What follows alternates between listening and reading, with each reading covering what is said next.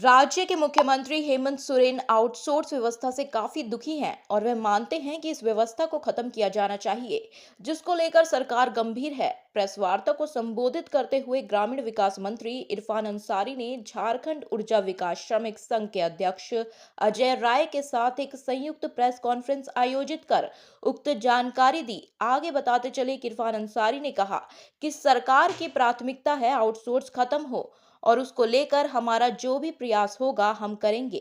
मुख्यमंत्री हेमंत सोरेन के साथ झारखंड ऊर्जा विकास श्रमिक संघ के अध्यक्ष अजय राय की वार्ता कराई थी।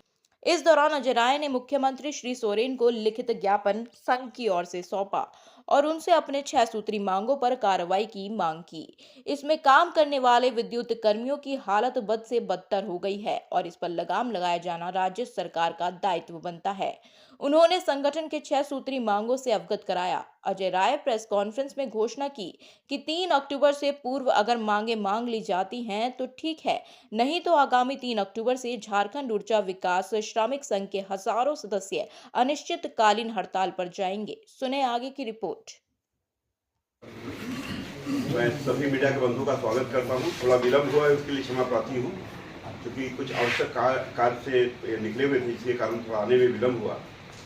बावजूद अब हम लोग विषय वस्तु पर आते हैं। झारखंड ऊर्जा विकास श्रमिक संघ की ओर से लगातार हम लोग आउटसोर्स खत्म करने को लेकर अभियान चलाए हुए हैं, आंदोलन चलाए हुए हैं और इसी क्रम में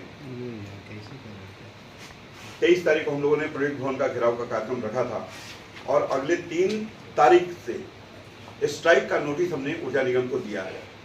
इसी बीच में प्रोजेक्ट भवन घेराव के दौरान ग्रामीण विकास मंत्री डॉक्टर इरफान अंसारी साहब का वहां पर आगमन हुआ।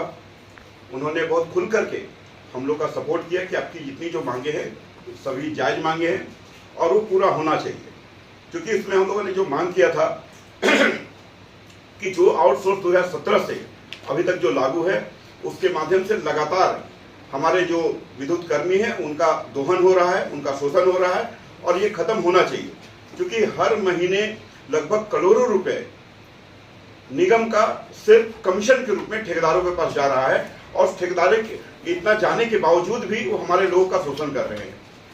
तो इसमें हमने जो मुद्दा रखा है कि एक तो आउटसोर्स व्यवस्था खत्म हो, दूसरा कि जो 10 साल लगातार काम किए हुए हों उनकी सीधी नियुक्ति हो। उसके बाद जो लोग इसमें काम कर रहे हैं, अगर आने वाली बहाली है, क्योंकि बिना बहाली का वहां काम चलेगा नहीं, उसमें इनकी नियुक्ति जो होनी है उसके लिए पहले भी 2 बार जो पहले नियुक्ति हो चुकी है उसमें अनुभव के आधार पर छूट दिया गया, उम्र में छूट दिया गया। तो उस तरह का जो नियम है उसको अभी आगे भी इसको लागू किया जाए। साथ में पारा टीचर की तरह जो 60 साल का अनुबंध है वो हमारे विद्युत कर्मियों के लिए भी हो। तो ये मिला जुला कर 6 मांग हम लोगों ने किया था। उसी में एरियर घोटाला हुआ है, जो हर वर्ष 2 बार महंगाई भत्ता बढ़ता है वो एरियर ग्रुप में इनको मिलता है। ताकि लगभग 5 करोड़ से ज्यादा रुपये का घोटाला हुआ है इस ऊर्जा विभाग के अंदर काम करने वाले एजेंसियों के द्वारा। वो सारी चीजों पर हम लोग को इंसाफ मिले, इसको लेकर के हम लोग अपना आंदोलन चला रहे हैं। और हम चाहेंगे, क्योंकि कल माननीय मंत्री जी के द्वारा राज्य के मुख्यमंत्री से हम लोग को मिलाने का काम किया गया है, तो मैं चाहूंगा मंत्री जी कि इसके बारे में आप ब्रीफ करें तो ज्यादा अच्छा होगा। तो ऑब्वियस है, उसी समय अगर हम लोग आउटसोर्सिंग का विरोध कर देते तो ये बातें नहीं आती। लेकिन फिर भी मैंने कहा है कि हमारी सरकार, हमारे हेमंत सोरेन जी की सरकार कल बहुत अच्छी तरह से हम लोगों ने वार्ता किया है। एक एक पॉइंट पर हमें लगता अजय राय जी उसमें सहमत भी हुए।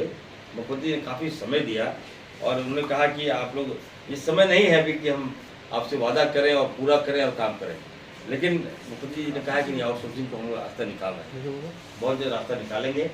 धरना मत दीजिए, धरना खत्म कीजिए, ये हम घोषणा कर रहे हैं। हम लोग उनके साथ रहेंगे, कदम से कदम मिला के चलेंगे। इरफान भाई, एक अलग